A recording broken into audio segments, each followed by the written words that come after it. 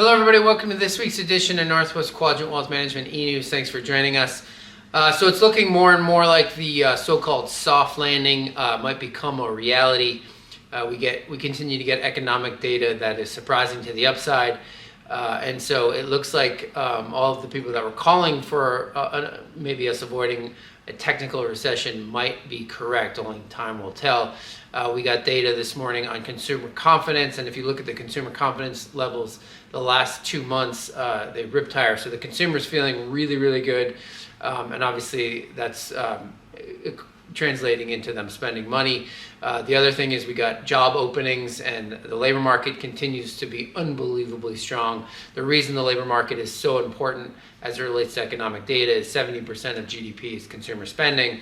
And so as long as people are gainfully employed, consumer spending will continue. So the economic data we continue to get is really impressive, and it looks like the move we've seen higher in stocks is somewhat justified. Now, stocks are certainly not cheap. They're not overly expensive. And so we are relatively optimistic about what 2024 is going to look like from the capital markets perspective. So if you look at what we think stocks can do this year, obviously we don't think they're going to do as well as last year, but ultimately it's going to take earnings growing in order for stock prices to move materially higher. We think a lot of the easy gains have been made, and now it's going to take companies growing earnings in order for stock prices to move materially higher. But we're not necessarily all that pessimistic. Of course, there's all these exogenous events that could happen that could throw markets for a loop and have a sell-off. And we expect there will certainly be sell-offs throughout the year, but we think overall 2024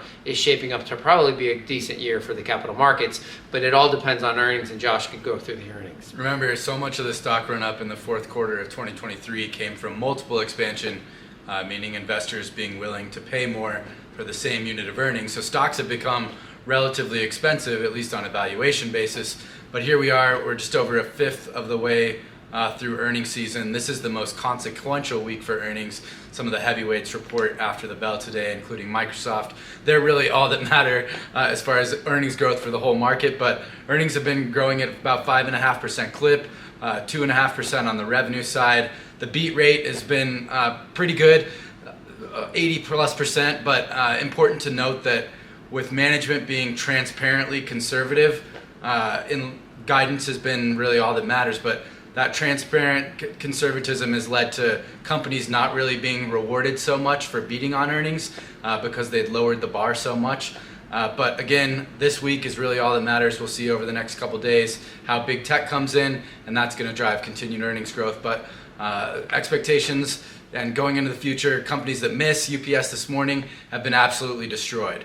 So, in light of that conservative guidance, beating is not being rewarded, but missing is being very dramatically punished. The other thing the market's looking at is the Federal Reserve, of course, and the Fed is looking at all the same economic data that we are. They even have more of the data than we have. And it's hard for us to imagine that the Fed needs to be cutting interest rates. It doesn't feel like economic policy is all that restrictive relative to how well the economy is doing. But if the Fed does cut even a couple, 2 or 3 times this year, I think markets will rip higher. I don't think they need to. I think it would be dangerous for them to. I think in the next meeting, they'll probably leave rates where they are. But the market is still pricing in at least 4 cuts, which is hard for us to imagine given how well the labor market is doing and the economy in general is doing. So time will certainly tell, but we're certainly optimistic. There doesn't seem to be a lot of bad news out there on the horizon. It's just that stocks are relatively expensive, and so earnings need to grow to justify these prices. So as always, if you have questions about your situation or your account, you can call us at the office, 800-743-0988, or email either one of us, Josh or Tyler, at northwestquadrantwealth.com. We'll see you back here in 2 weeks.